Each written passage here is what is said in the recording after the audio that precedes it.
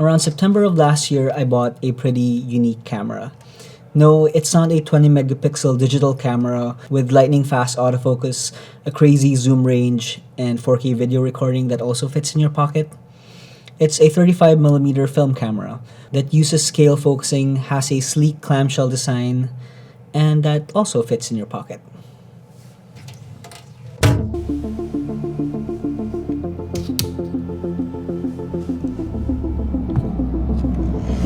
I discovered this camera after watching a ton of YouTube videos on film photography because I recently got back into film after a 20-year hiatus, and out of the many options that I could pick, this camera just stood out. Especially because it has such a great retro minimalist design that I simply adore and wish manufacturers would incorporate more into modern cameras. Oh, and one more thing. It has this cool detachable flash. This is the Olympus XA3.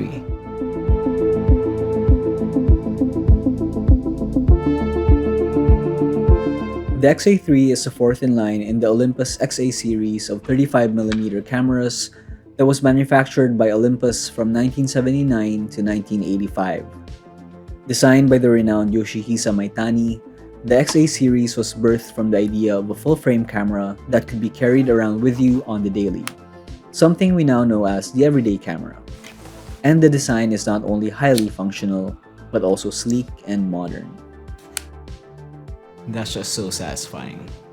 Introduced in 1985, the XA3 had a D Zuiko 35mm f3.5 lens designed with 4 elements in 4 groups. It uses two LR44 or SR44 batteries, which you can access through this screw cap at the bottom, and you can turn on the camera by sliding the front cover open and turn it off by sliding it closed. Pretty straightforward. The camera is well known for its feather touch shutter release, which is helpful in reducing camera shake, especially for someone who has shaky hands like me, and the quiet shutter is great for being discreet when taking photos out in public, especially for an introvert like me.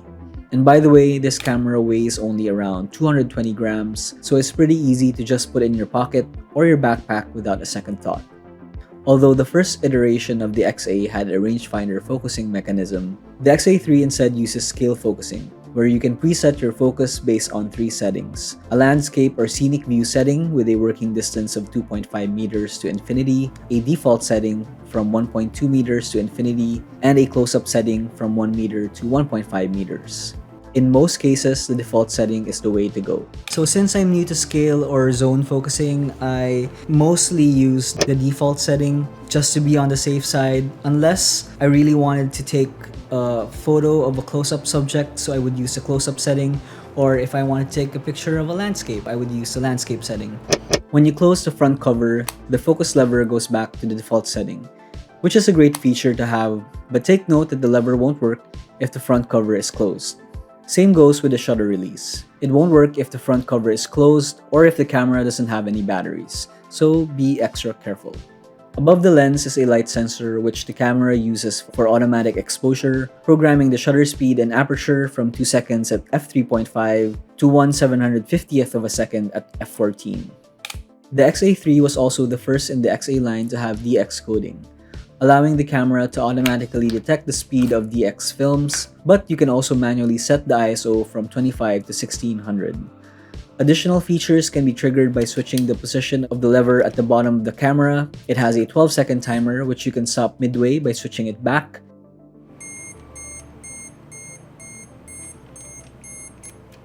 A warning check for your batteries telling you if you're running low, and a plus 1.5 backlight correction for backlit subjects.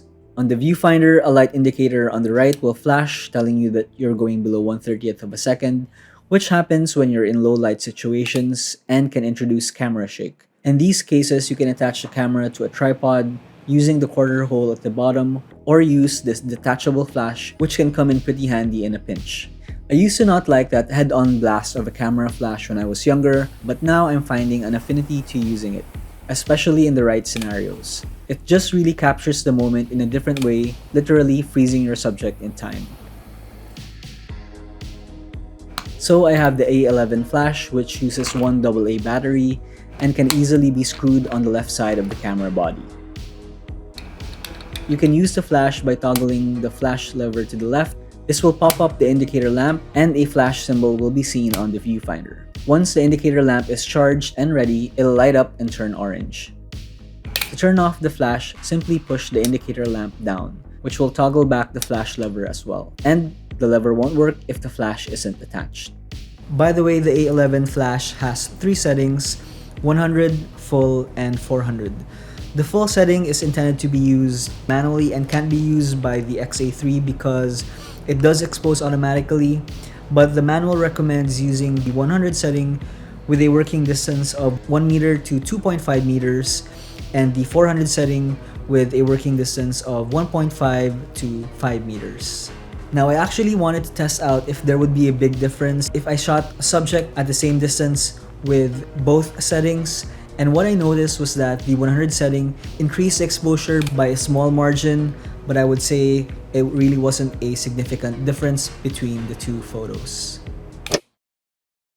So I got this camera from a very kind seller in Japan through eBay, and you can imagine how excited I was when I got it because it just looks so beautiful.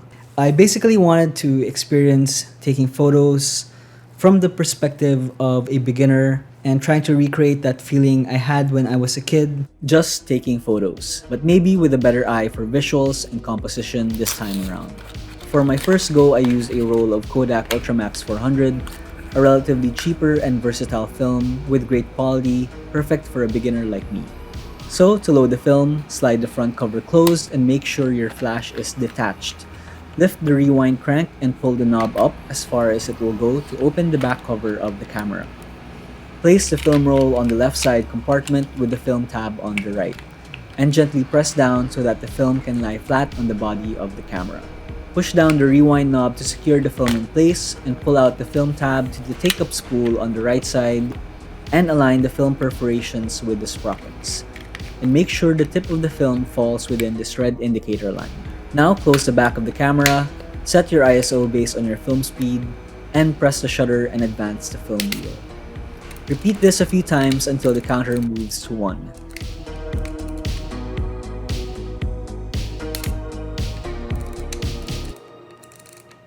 And now we're ready to take our first photo. This was a practice shot. Let's try that again. That's much better. So for the next several days, I took out my new old film camera to test it as an everyday carry. I tried to capture as many different subjects as I could, and then decided to take the XA3 out to the beach with an extra roll of Cyberpunk 400D.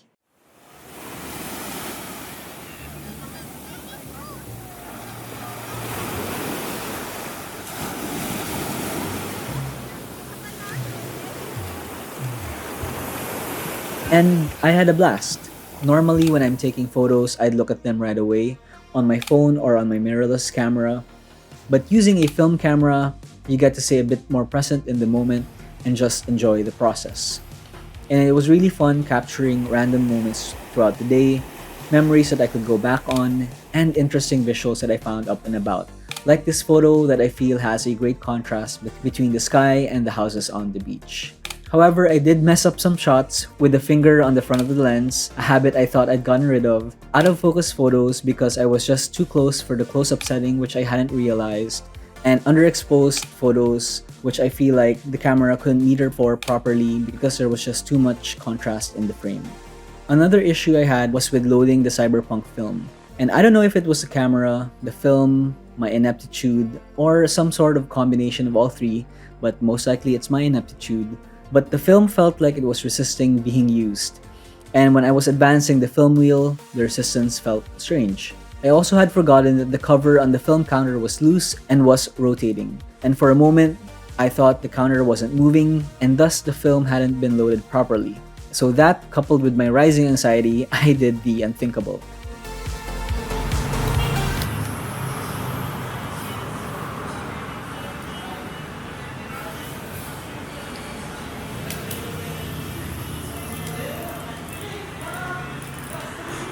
Oh my gosh, my shirt.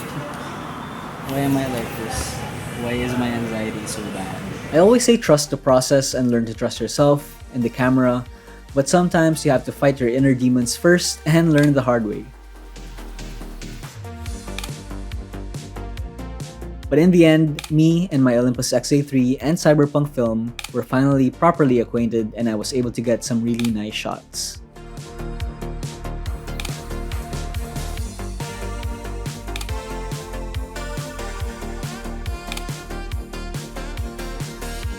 And when all is said and done, and you no longer can advance the film wheel, you can now finally press the rewind button at the bottom of the camera to unload the film. Again, make sure that the front cover is closed and the flash is detached. Lift the rewind crank up and turn it clockwise following the arrow to manually rewind your film back into the film roll. And keep on turning until the tension is released.